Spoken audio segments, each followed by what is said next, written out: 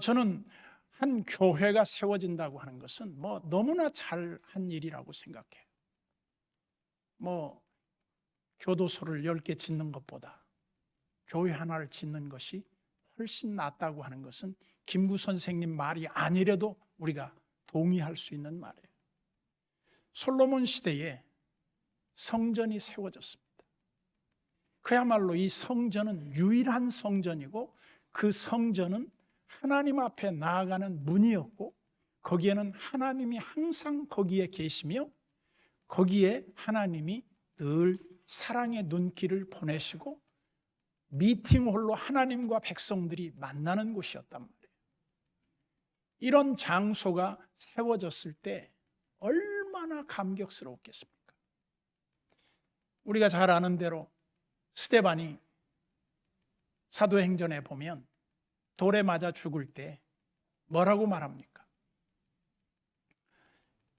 그 맞아 죽기 전에 우리 조상들이 광야 교회에 있을 때 하나님을 불순종하다가 광야에서 죽었다. 그때 그 말을 듣던 유대인들은 분노를 치밀어 올랐습니다. 그래서 스데반을 돌로 쳐 죽였습니다. 그래서 이 광야 교회가 뭡니까? 이스라엘 백성들이 출애굽해서 40년 동안 그들의 중심에는 항상 미팅홀이 있었어요. 그 성막이 있었어요. 성전입니다. 거기에는 항상 제사의 향기로운 냄새가 하늘로 올라갔어요. 이 신인 동영론이라고 하는 표현을 우리가 쓰는데요, 하나님이 우리 인간을 이해시키기 위해서 하나님의 입장에서 하나님 말씀을 하는 게 아니라 우리 인간의 입장에서 이해하기 쉬운 말을 인간의 감정으로 느끼게 표현한 구절들이 많아요. 근데 제사 문화가 뭐냐 하면, 그 제사를 드리면 거기에 제물을 넣고 헌주라 그러죠. 마지막에 포도주를 붓습니다. 그리고 나서 그것을 번제로 태웁니다.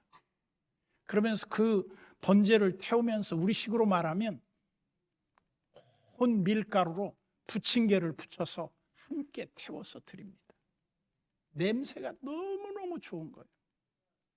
이 냄새가 이렇게 올라갈 때 말이죠, 우리 인간이 하나님이 저 하늘에 계시면 이 성전에 계시기도 하시지만 하늘 보좌에서 야, 냄새 너무 좋다, 너무 기분이 좋아, 그러면서 그 백성들의 모든 잘못과 허물을 다 사해 주시는 것 같은 그 느낌을 받았단 말이에요.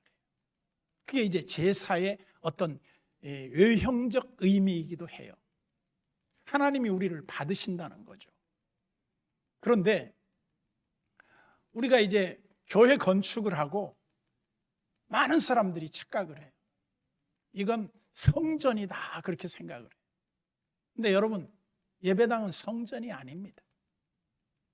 놀라시지 않으세요? 성전과 예배당은요, 전혀 개념이 다릅니다. 성전은 그야말로 예루살렘 성전이 하나밖에 없어요. 나머지 우리가 이 예배당이라고 할 수 있는 소위 예배 처소는 전 세계에 흩어져 있지만 성전은 없어요. 성전이라는 말은 세상의 건물과 구별되는 차원에서 성전이라고 합니다. 그 자체를 우리는 이해할 줄 압니다.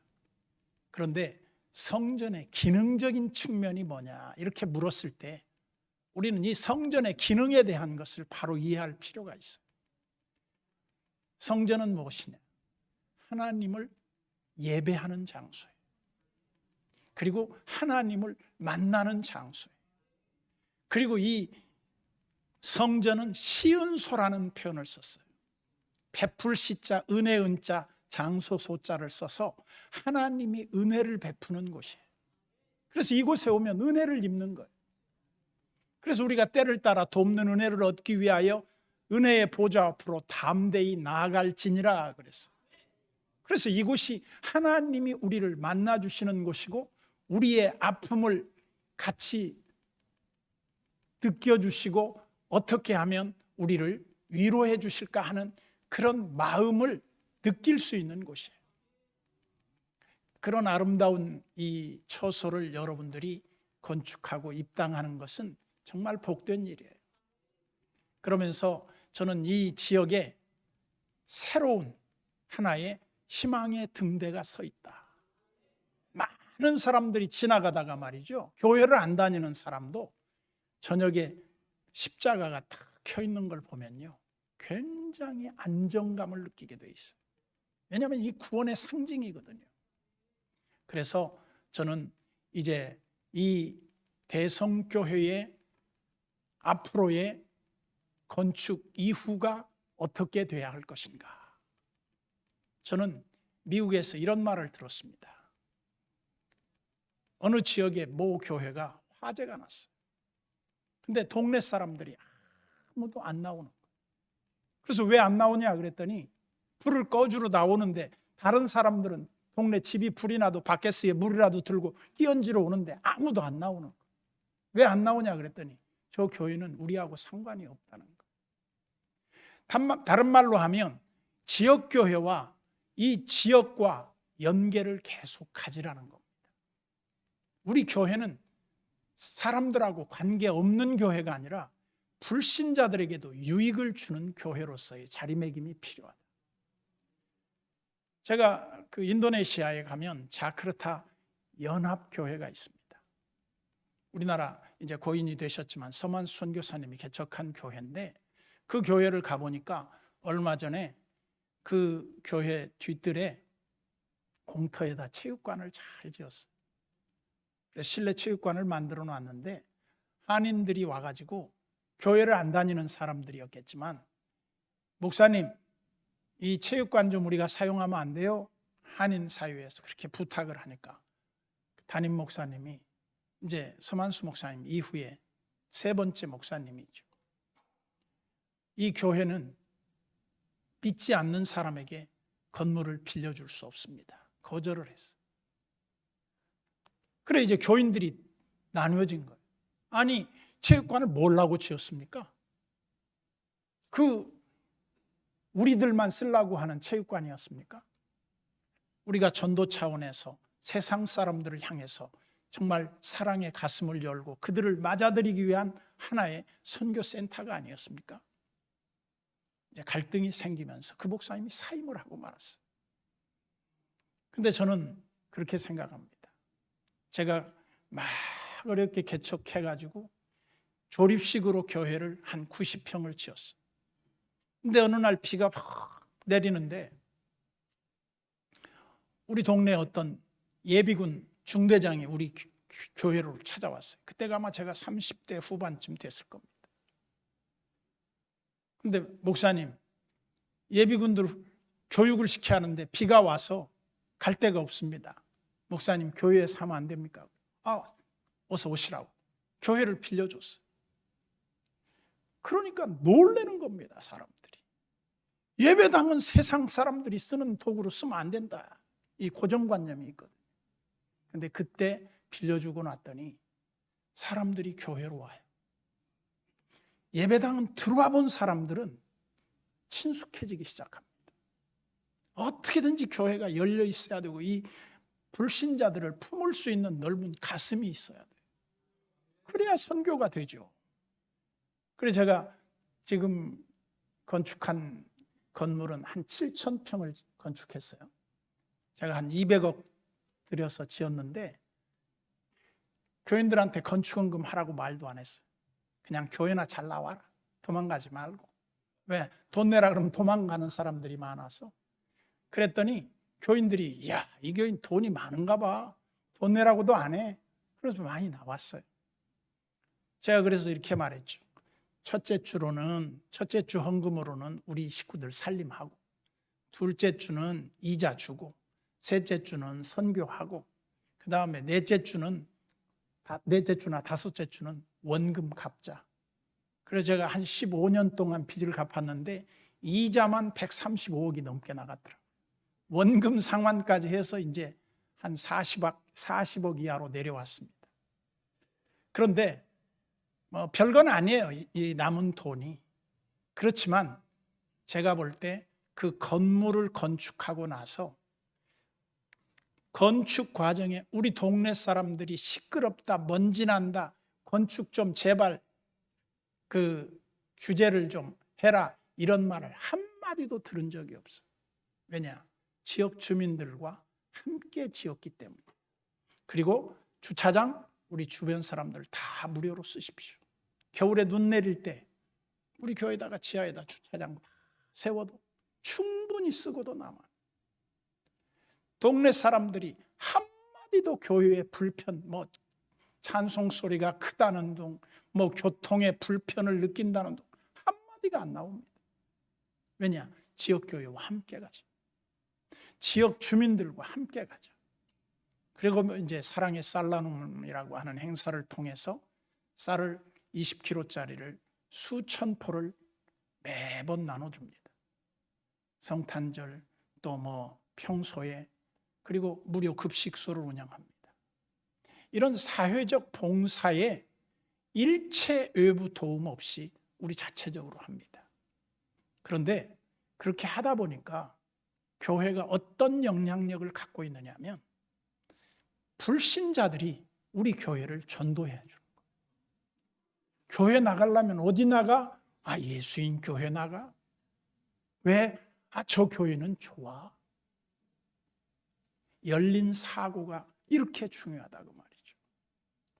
그래서 저희 교회는 지금도 예배가 딱 끝나고 나면 의자를 싹 치워버립니다.